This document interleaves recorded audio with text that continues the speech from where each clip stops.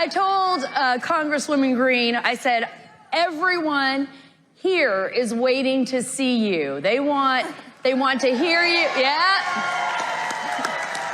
Thank you. Well, I was just saying, you know, Sarah and I, we need a whole hour out here with you guys. What do you think? We would love to do it. They are going to keep us on a timer, so I'm going to start off with the first question. And I told you, I'm going to give you an opportunity to respond to these allegations that came up and lies. We saw memes and lies. I showed you one of them, trying to compare your statements to Adolf Hitler. Well, there we go. The laughter from the crowd is exactly right. Well, you know what, Sarah, I take that very seriously. Ever since I've become a member of Congress, I've been the most attacked member of Congress in United States history, and I'm appalled by it, and so is my family, and so are my friends, and so are my district. Being kicked off committees and lied about constantly in the media is disgusting, and all of us are fed up with it. But when I said that I'm a Christian nationalist, I have nothing to be ashamed of, because that's what most Americans are. We're proud of our faith. We're proud of our faith, and we love our country. And that will make America great again. When we lean into biblical principles, you know, is there anything wrong with loving God and loving others? No. And when we lean in, and the Republican Party is the party that serves America and Americans first, then we really will win, and the Democrats will not destroy our country. So I don't back down from those comments, but I denounce the lying media for what they've said. Enough of it. And you've seen that over and over again. This is an issue that has been first and foremost, I think, ever since 2016 specifically. We saw the nation, you know, in turmoil, political turmoil, the weaponization of our agencies, the targeting attacks on President Trump, as well as other Republicans who supported him. Talk a little bit about that and how that not only affects the members of Congress and how you're going to handle that in the future, but affects the American people. Well, I think it affects all of us. And what I've seen in Washington ever since I've gotten there is fear.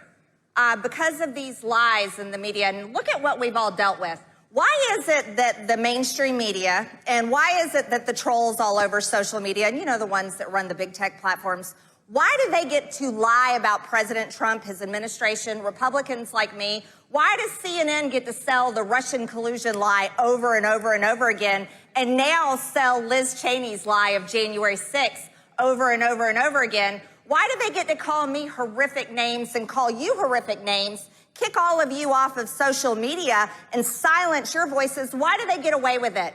But yet at the same time, Sarah, you want to know something? Like somebody like Alex Jones, who did say some things,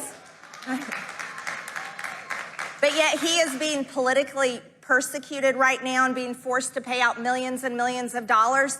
And no one agrees with what he said, but what we're tired of is the political persecution. I'd like to know, when the Democrats and the liars in the media and the people that canceled all of you and me on big tech, when are they going to pay all of us millions of dollars, right? Well, I tell you what, Sarah, here's this.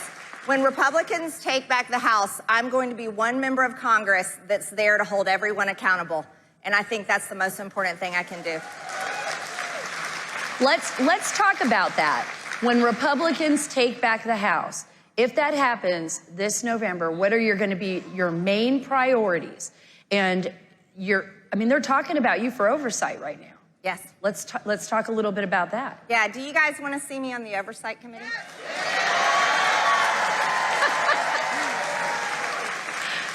Yeah, there'll be some fire coming out of that committee.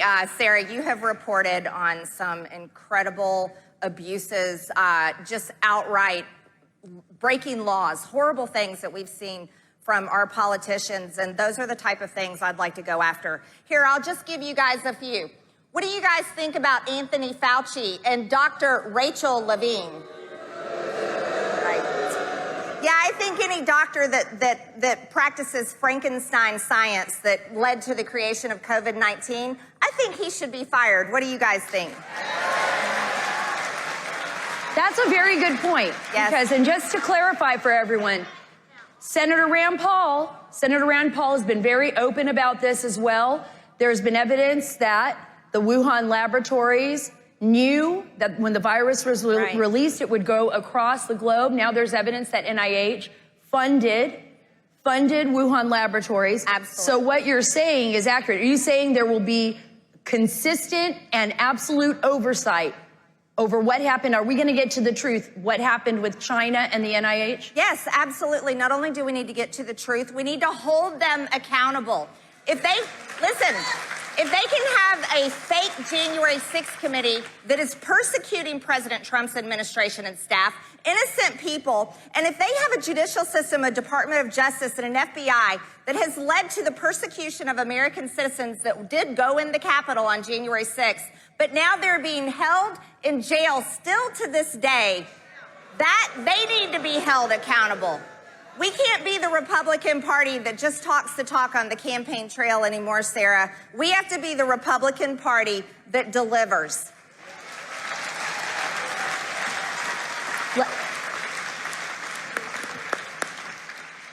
As far as the Republican Party, do you feel that there are divisions within the Republican Party as well, that you're standing up to maybe, and we've heard this before, an establishment? Will we see more unification of that Republican Party come November or 2024? Well, I will tell you this, and I've always been open and honest about it. There is a civil war in the GOP. But I'll tell you what, Sarah, I lean into it because I know that iron sharpens iron, and there's one way to resolve our disagreements. And that's by fighting it out inside in our meetings and in our offices. And that's what we've been doing. We've been doing it for months. But here's what I really want to see from our Republican conference. Like I said, our voters, and I've been saying this, our voters and our donors and everyone that supports the Republican Party, they aren't going to support us if we do not stop what's happening to America. We're a country with over $30 trillion in debt. We're a country that has wide open borders. We're a country that is in a recession, no matter how they define it. We are a country where our children are being brainwashed that they can change their gender when absolutely they cannot. Each of us are made in the image of God, in his image, male and female in his image.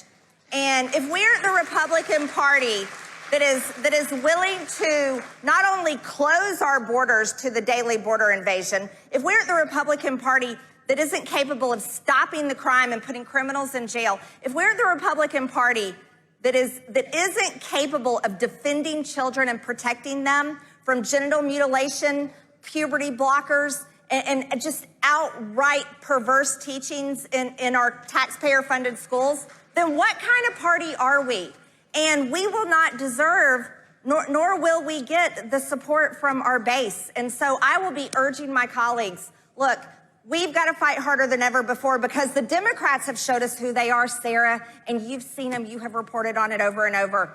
Oh, and yeah. We have to stop them. You brought up a great point. Yeah, she brought up a very good point here. Seeing who someone is. It's important that certain positions in government carry certain qualities. Now, I'm not going to put you completely on the spot here as for House Speaker, but what are... Right?